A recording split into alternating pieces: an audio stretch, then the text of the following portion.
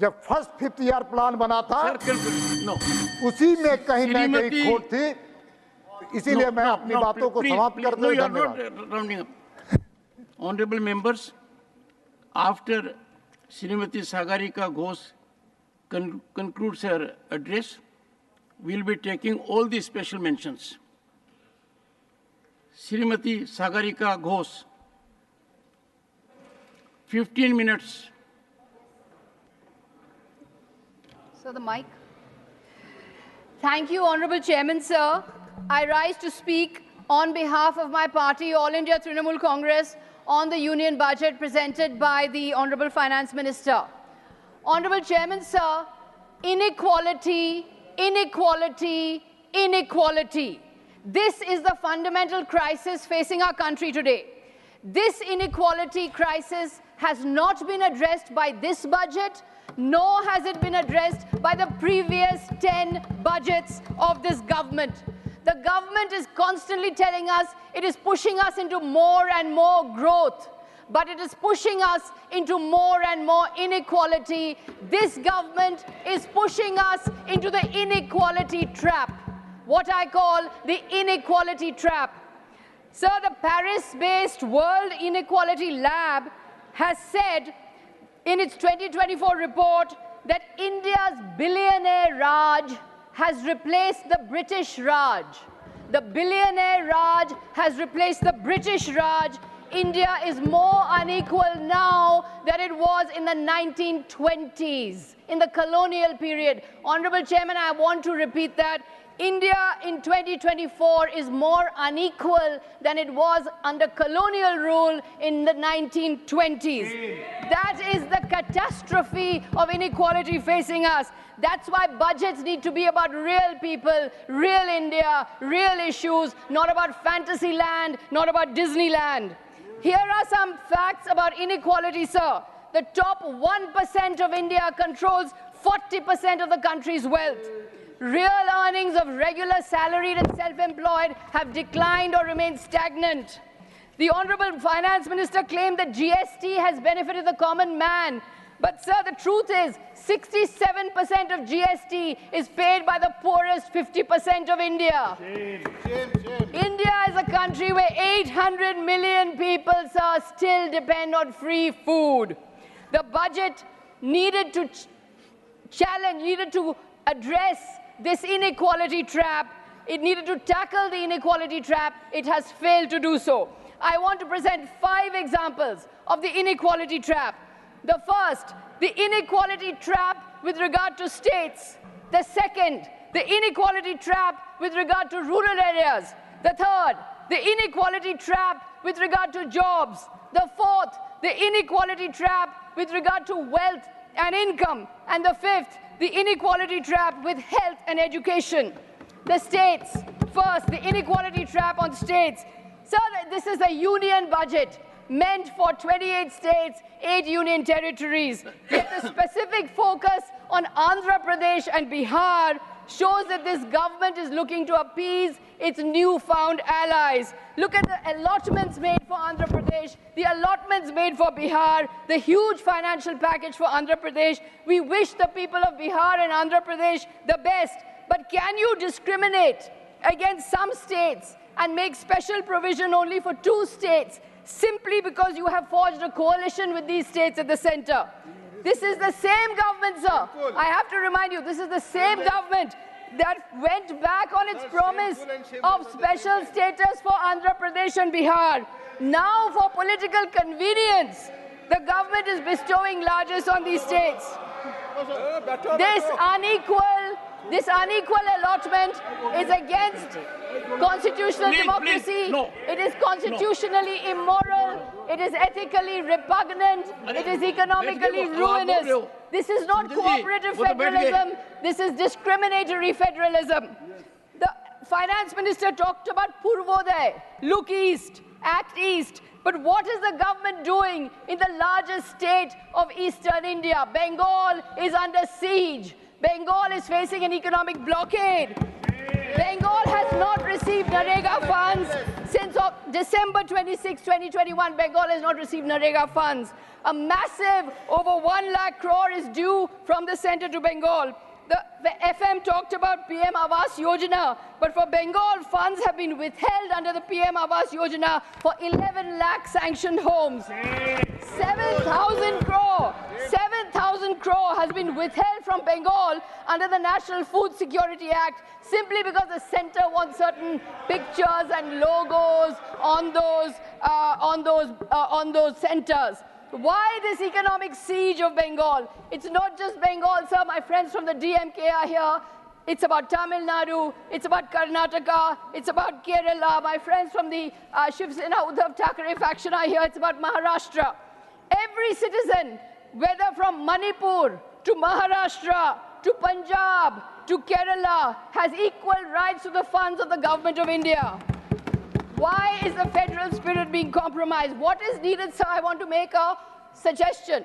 What is needed is a time-bound, transparent audit of all the centrally sponsored schemes of the center. Will the government give an assurance to this House of a transparent, time-bound audit of all centrally sponsored schemes across states?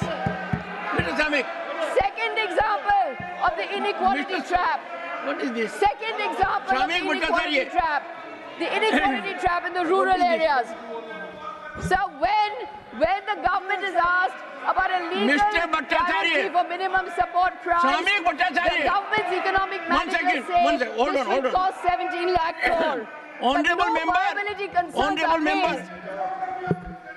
I urge the parliament to control his member.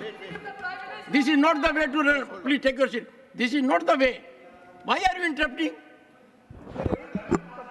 Sir, no viability. Why are you interrupting? I don't appreciate interruption. This will not happen. It will not happen from either side. Please go ahead. She is making her point. Sir, and it's a well-prepared speech. We may agree, we may not agree. Go ahead. So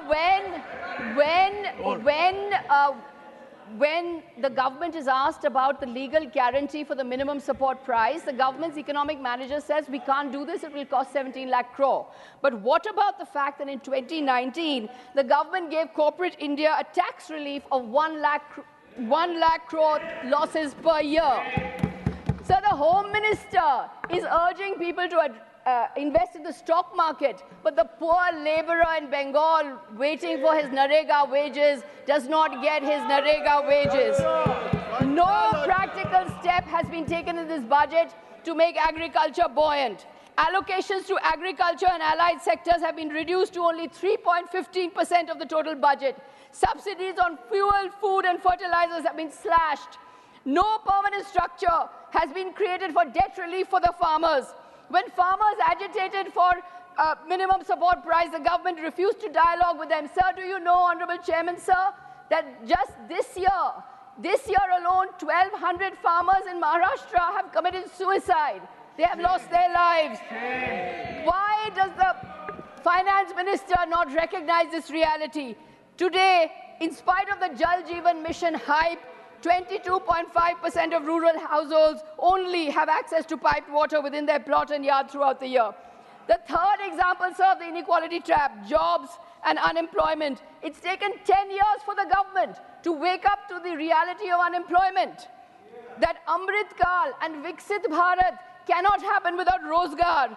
In this speech, the Honorable Finance Minister mentioned employment 23 times. In 23-24, she had mentioned employment just 3 times. At last, she has mentioned the word employment. This is what a rebuff from the voter can do. Since the 2020 lockdown, millions have lost jobs, but the government is in a sab-changa-si mindset. The internship and skilling program is simply not good enough. It is way too inadequate. It does not address the scale of the problem. A centrally sponsored scheme for providing paid internship opportunities in 500 top companies or some rupees as benefits to first-time employees is pure advertising and tokenism. It is not going to solve this mammoth problem of unemployment. So 42% of graduates under the age of 25 can't find a job. The youth make up 80% of India's unemployed. This year, as the Honorable Member, Mr. P. Chidambaram also said, 47 lakh applied for 60,000 constable jobs. 27,000 applied for 600 jobs in Air India. There has been no massive push on education to make sure that money is pumped into education, without which lakhs of Indians will remain unemployed. So religious hatred is bad for the economy. Religious hatred cannot produce growth. Recent orders were given to deny livelihoods to people on the basis of food habits. This Supreme Court has struck it down, but India can only provide jobs when we build social harmony. Joblessness is very high among the disadvantaged communities, among Dalits, among Muslims, other privileged groups. Joblessness is skyrocketing. There is nothing in this budget that provides an assurance that the government of India is standing by India's most disadvantaged citizens. There is nothing in this budget. This brings me to my fourth inequality trap, the inequality of wealth and income. The government talks of competition, but we only have oligarchy. We have a booming airline industry, but 2 operators of note. Over 1 billion mobile subscribers, but only 3 telecom companies. Sir, the rich have lavish celebrations. The rich have lavish weddings, lasting days, but only 50% Indians can afford 3 square meals. We are at 142 out of 197 in per capita income. The biggest catastrophe of this government, sir, has been the systematic destruction of the MSME sector. According to the government's own data, more than 35,000 MSMEs have closed down since the COVID pandemic. How does the government intend to address the income gap when those who are the most vulnerable to changing economic tides are the least protected? What protection is there for MSMEs in this budget? None. There has been no change or relief on the 45-day payment rule, which is hurting MSMEs as it is leading to cancellation of orders. Other than a sketchy sentence on rationalizing GST rates, no specific measure has been outlined in this budget for the revival of MSMEs. What stops the government from cushioning MSMEs the way it is cushioning India's top corporates? Incomes will not rise until the unorganized sector is given the greatest, the top, the foremost priority. Prioritize the unorganized sector now. Do it now. To add to the woes of the ordinary citizens, sir, the budget has abolished the benefit of indexation, which now means a huge tax burden on all assets acquired before 2001. The burdens of real people have only increased. Wage earners and salaried taxpayers have been given little relief. 3 words are not mentioned in this budget, sir. 3 words: railways, minimum support price for farmers, and Manrega. Why has the finance minister not mentioned these 3 words fundamental to the real people of India? Manrega, railways, and the minimum support price. I propose, as a solution, I propose a dignity index. Let the government create a dignity index to measure how many are living a life of dignity and aim to create an economy where the maximum number can live a life of dignity. So the inequality trap is my 5th inequality trap of health and education. Stagnating or declining allocations to health and education, health at 1%, education hovering around 2%. In this budget, health and education allocations have only gone down. Sir, a shocking statistic for you. The UNICEF has said that India is the 2nd largest country with 0 vaccinated children. In 2023, 1.6 million children did not receive any vaccine at all. A UNICEF report says India is the 2nd largest country of 0 vaccinated children.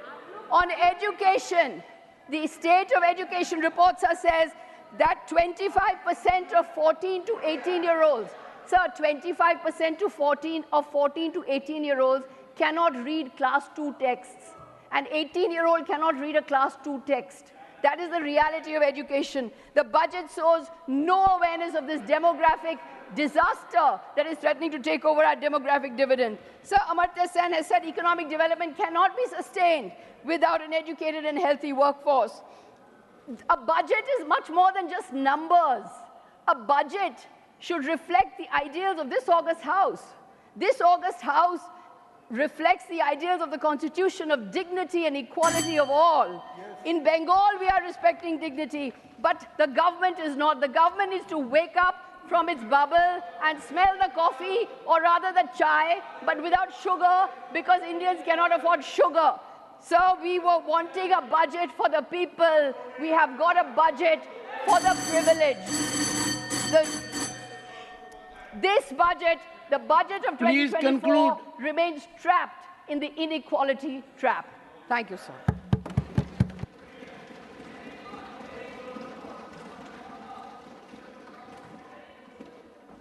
Special mentions, Sri S.D.